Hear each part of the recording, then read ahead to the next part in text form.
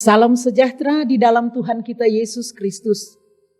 Bersyukur karena gerakan membaca Alkitab di dalam 365 hari Gemim Bukit Moria Rike. Dan hari ini di hari yang ke-114. Dalam pembacaan Alkitab, Perjanjian Lama, Ester pasal 8, 9 dan 10. Sebelum membaca Alkitab, marilah berdoa. Firman-Mu adalah Injil kekuatan kami. Firman-Mu yang akan mengubahkan kami Bapa. Dan karena itu kami membutuhkan Firman-Mu untuk memberi petunjuk pada jalan-jalan kehidupan kami. Saat ini Bapa, kami hendak membaca, mendengarkan kebenaran Firman-Mu. Biar lewat kuasa Roh Kudus Tuhan menolong dan memampukan kami. Agar apa yang kami baca, kami dengar, itu benar-benar teralami di perjalanan kehidupan kami. Berfirmanlah ya Tuhan, kami siap mendengar dan melakukannya. Di dalam nama Tuhan Yesus, kami berdoa. Amin. Pembacaan Alkitab terdapat di dalam Perjanjian Lama, kitab Ester pasal 8, pasal 9 dan 10. Pada hari itu juga, Raja Ahasveros mengaruniakan harta milik Haman, seteru orang Yahudi kepada Ester, sang ratu, dan Mordekai masuk menghadap raja, karena Ester telah memberitahukan apa pertalian Mordekai dengan dia. Maka raja mencabut cincin meterai yang diambil daripada Haman, lalu diserahkannya kepada Mordekai, dan Mordekai diangkat oleh Ester menjadi kuasa atas harta milik Haman. Kemudian Ester berkata lagi kepada raja sambil sujud pada kakinya dan menangis, memohon karunia-Nya supaya dibatalkannya maksud jahat Haman, orang Agag itu, serta rancangan yang sudah dibuatnya terhadap orang Yahudi. Maka raja mengulurkan tongkat emas kepada Ester, lalu bangkitlah Ester dan berdiri di hadapan raja. Serta sembahnya, jikalau baik pada pemandangan raja, dan jikalau hamba mendapat kasih raja, dan hal ini kiranya dipandang benar oleh raja, dan raja berkenan kepada hamba, maka hendaklah dikeluarkan surat titah untuk menarik kembali surat-surat yang berisi rancangan Haman bin Hamedata, orang Agag itu, yang ditulisnya untuk membinasakan orang Yahudi di dalam semua daerah kerajaan. Karena bagaimana hamba dapat melihat malapetaka yang menimpa bangsa hamba, dan bagaimana hamba dapat melihat kebinasaan sanak saudara hamba? Maka jawab Raja Ahasveros kepada Ester, sang ratu, serta kepada Mordekai, orang Yahudi itu. Harta milik Haman telah kukaruniakan kepada Ester, dan Haman sendiri telah disulahkan pada tiang karena ia sudah mengacungkan tangannya kepada orang Yahudi. Tuliskanlah atas nama raja apa yang kamu pandang baik tentang orang Yahudi, dan meteraikanlah surat itu dengan cincin meterai raja. Karena surat yang dituliskan atas nama raja dan dimeteraikan dengan cincin meterai raja tidak dapat ditarik kembali. Pada waktu itu juga dipanggillah para panitra raja dalam bulan yang ketiga, yakni bulan Siwan, pada tanggal 23, Dan sesuai dengan segala yang diperintahkan Mordekai, ditulislah surat kepada orang Yahudi dan kepada para wakil pemerintah, para bupati, dan para pembesar daerah dari India sampai ke Ethiopia, 127 daerah, kepada tiap-tiap daerah menurut tulisannya, dan kepada tiap-tiap bangsa menurut bahasanya, dan juga kepada orang Yahudi menurut tulisan dan bahasanya. Maka ditulislah pesan atas nama Raja Ahasveros dan dimeterai dengan cincin meterai raja. Lalu dengan perantaraan pesuruh-pesuruh cepat yang berkuda, yang mengendarai kuda kerajaan yang tangkas, yang diternakkan di pekudaan, dikirimkanlah surat-surat yang isinya Raja mengizinkan orang Yahudi di tiap-tiap kota untuk berkumpul dan mempertahankan nyawanya, serta memunahkan, membunuh, atau membinasakan segala tentara, bahkan anak-anak dan perempuan-perempuan dari bangsa dan daerah yang hendak menyerang mereka, dan untuk merampas harta miliknya. Pada hari yang sama di segala daerah, Raja Ahasveros pada tanggal 13 bulan yang ke-12, yakni bulan Adar. Salinan pesan tertulis itu harus diundangkan di tiap-tiap daerah, lalu diumumkan kepada segala bangsa, dan orang Yahudi harus bersiap-siap untuk hari itu akan melakukan pembalasan kepada musuhnya. Maka dengan terburu-buru dan tergesa-gesa, berangkatlah pesuruh-pesuruh cepat yang mengendarai kuda kerajaan yang tangkas itu atas tita raja, dan undang-undang itu dikeluarkan di dalam benteng Susan. Dan Mordekai keluar dari hadapan raja dengan memakai pakaian kerajaan daripada kain ungu tua dan kain lenan, dengan memakai tajuk emas yang mengagumkan serta jubah daripada kain lenan halus dan kain ungu muda. Maka kota Susan pun bertempik soraklah dan bersukaria. Orang Yahudi telah beroleh kelapangan hati dan sukacita, kegirangan dan kehormatan. Demikian juga di tiap-tiap daerah dan di tiap-tiap kota, di tempat manapun titah dan undang-undang raja telah sampai, ada sukacita dan kegirangan di antara orang Yahudi, dan perjamuan serta hari gembira. Dan lagi banyak dari antara rakyat negeri itu masuk Yahudi, karena mereka ditimpa ketakutan kepada orang Yahudi. Dalam bulan yang ke-12, yakni bulan Adar pada hari yang ke-13, ketika titah serta undang-undang raja akan dilaksanakan, pada hari musuh-musuh orang Yahudi berharap mengalahkan orang Yahudi, terjadilah yang sebaliknya. Orang Yahudi mengalahkan pembenci-pembenci mereka.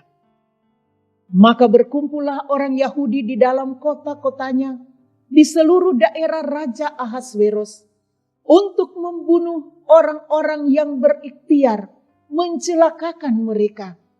Dan tiada seorang pun tahan menghadapi mereka, karena ketakutan kepada orang Yahudi telah menimpa segala bangsa itu. Dan semua pembesar daerah dan wakil pemerintah dan bupati, serta pejabat kerajaan menyokong orang Yahudi, karena ketakutan kepada Mordekai telah menimpa mereka. Sebab Mordekai besar kekuasaannya di dalam istana raja, dan tersiarlah berita tentang dia ke segenap daerah, karena Mordekai itu bertambah-tambah besar kekuasaannya. Maka orang Yahudi mengalahkan semua musuhnya. Mereka memukulnya dengan pedang, membunuh dan membinasakannya. Mereka berbuat sekendak hatinya terhadap pembenci-pembenci mereka. Di dalam benteng Susan saja, orang Yahudi membunuh dan membinasakan 500 orang. Juga Parsandata, Dalfon, Aspata, Porata, Adalia, Aridata, Parmasta, Arisai, Aridai, dan Waisata. Ke-10 anak laki-laki Haman bin Hamedata, seteru orang Yahudi, dibunuh oleh mereka. Tetapi kepada barang rampasan, tidaklah mereka mengulurkan tangan. Pada hari itu juga, jumlah orang-orang yang terbunuh di dalam benteng Susan disampaikan ke hadapan raja. Lalu titah raja kepada Ester sang ratu, di dalam benteng Susan saja orang Yahudi telah membunuh dan membinasakan 500 orang beserta ke-10 anak Haman. Di daerah-daerah kerajaan yang lain, entahlah apa yang diperbuat mereka. Dan apakah permintaanmu sekarang?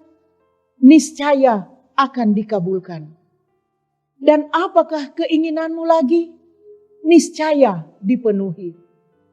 Lalu jawab Ester, jikalau baik pada pemandangan raja, diizinkanlah kiranya kepada orang Yahudi yang di Susan untuk berbuat besok pun sesuai dengan undang-undang untuk hari ini. Dan ke-10 anak Haman itu hendaklah disulakan pada tiang. Raja pun menitahkan berbuat demikian. Maka undang-undang itu dikeluarkan di Susan, dan ke-10 anak Haman disulakan orang. Jadi berkumpullah orang Yahudi yang di Susan pada hari ke-14 bulan Adar juga, dan dibunuhnyalah di Susan 300 orang. Tetapi kepada barang rampasan, tidaklah mereka mengulurkan tangan. Orang Yahudi yang lain yang ada di dalam daerah kerajaan berkumpul dan mempertahankan nyawanya, serta mendapat keamanan terhadap musuhnya. Mereka membunuh 75.000 orang di antara pembenci-pembenci mereka. Tetapi kepada barang rampasan, tidaklah mereka mengulurkan tangan. Hal itu terjadi pada hari yang ke-13 dalam bulan Adar. Pada hari yang ke-14, berhentilah mereka. Dan hari itu dijadikan mereka hari perjamuan dan sukacita. Akan tetapi orang Yahudi yang di Susan berkumpul, baik pada hari yang ke-13, baik pada hari yang ke-14 dalam bulan itu. Lalu berhentilah mereka pada hari yang ke-15, dan hari itu dijadikan mereka hari perjamuan dan sukacita. Oleh sebab itu orang Yahudi yang di pedusunan, yakni yang diam di perkampungan, merayakan hari yang ke-14 bulan Adar itu sebagai hari sukacita dan hari perjamuan, dan sebagai hari gembira untuk antar-mengantar makanan. Maka Mordekai menuliskan peristiwa itu, lalu mengirimkan surat-surat kepada semua orang Yahudi di seluruh daerah Raja Ahasweros, baik yang dekat, baik yang jauh, untuk mewajibkan mereka supaya tiap-tiap tahun merayakan hari yang ke-14 dan yang ke-15 bulan Adar. Karena pada hari-hari itulah orang Yahudi mendapat keamanan terhadap musuhnya, dan dalam bulan itulah duka cita mereka berubah menjadi sukacita, dan hari perkabungan menjadi hari gembira, dan supaya menjadikan hari-hari itu hari perjamuan dan sukacita, dan hari untuk antar-mengantar makanan, dan untuk bersedekah kepada orang-orang miskin. Maka orang Yahudi menerima sebagai ketetapan apa yang sudah dimulai mereka melakukannya dan apa yang ditulis Mordekai kepada mereka. Sesungguhnya Haman bin Hamedata, orang Agag, seteru semua orang Yahudi itu, telah merancangkan hendak membinasakan orang Yahudi. Dan dia pun telah membuang pur, yakni undi, untuk menghancurkan dan membinasakan mereka. Akan tetapi, ketika hal itu disampaikan kepada raja, maka dititahkannya lah dengan surat, supaya rancangan jahat yang dibuat Haman terhadap orang Yahudi itu dibalikkan ke atas kepalanya. Maka Haman beserta anak-anaknya disulahkan pada tiang. Oleh sebab itulah hari-hari itu disebut Purim menurut kata Pur. Oleh sebab itu jugalah, yakni karena seluruh isi surat itu dan karena apa yang dilihat mereka mengenai hal itu dan apa yang dialami mereka. Orang Yahudi menerima sebagai kewajiban dan sebagai ketetapan bagi dirinya sendiri dan keturunannya dan bagi sekalian orang yang akan bergabung dengan mereka, bahwa mereka tidak akan melampaui merayakan kedua hari itu tiap-tiap tahun, menurut yang dituliskan tentang itu dan pada waktu yang ditentukan. Dan pada hari-hari itu akan diperingati dan dirayakan di dalam tiap-tiap angkatan, di dalam tiap-tiap kaum, di tiap-tiap daerah, di tiap-tiap kota, sehingga hari-hari Purim itu tidak akan lenyap dari tengah-tengah orang Yahudi, dan peringatannya tidak akan berakhir dari antara keturunan mereka. Lalu Ester sang ratu, anak Abihail, menulis surat bersama-sama dengan Mordekai, orang Yahudi itu. Surat yang kedua tentang hari raya Purim ini dituliskannya dengan segala ketegasan untuk menguatkannya. Lalu dikirimkanlah surat-surat kepada semua orang Yahudi di dalam ke-127 daerah kerajaan Ahasveros dengan kata-kata salam dan setia, supaya hari-hari Purim itu dirayakan pada waktu yang ditentukan, seperti yang diwajibkan kepada mereka oleh Mordekai, orang Yahudi itu, dan oleh Ester, sang ratu, dan seperti yang diwajibkan mereka kepada dirinya sendiri, serta keturunan mereka, mengenai hal berpuasa dan meratap-ratap. Demikianlah perintah Ester menetapkan perihal Purim itu, kemudian dituliskan di dalam kitab. Maka Raja Ahasveros mengenakan upeti atas negeri dan daerah-daerah pesisir juga. Segala perbuatannya yang hebat, serta gagah, dan pemberitaan yang seksama tentang kebesaran yang dikaruniakan Raja kepada Mordekai. Bukankah semuanya itu tertulis di dalam kitab sejarah Raja-Raja Media dan Persia? Karena Mordekai, orang Yahudi itu, menjadi orang kedua di bawah Raja Ahasveros, dan ia dihormati oleh orang Yahudi, serta disukai oleh banyak sanak saudaranya, sebab ia mengikhtiarkan yang baik bagi bangsanya, dan berbicara untuk keselamatan bagi semua orang sebangsanya. Demikian pembacaan Alkitab, Ester pasal 8 sampai 10. Marilah berdoa. Terima kasih Tuhan Yesus. Firman-Mu telah disampaikan. Mampukan kami untuk melakukannya di perjalanan kehidupan ini. Terpujilah Engkau Tuhan. Ini doa kami. Ini syukur kami. Dan ini hidup kami. di dalam nama Tuhan Yesus. Amin. Demikianlah pembacaan Alkitab di hari ke-114 dalam Perjanjian Lama, Kitab Ester pasal 8 sampai 10. Tuhan Yesus memberkati.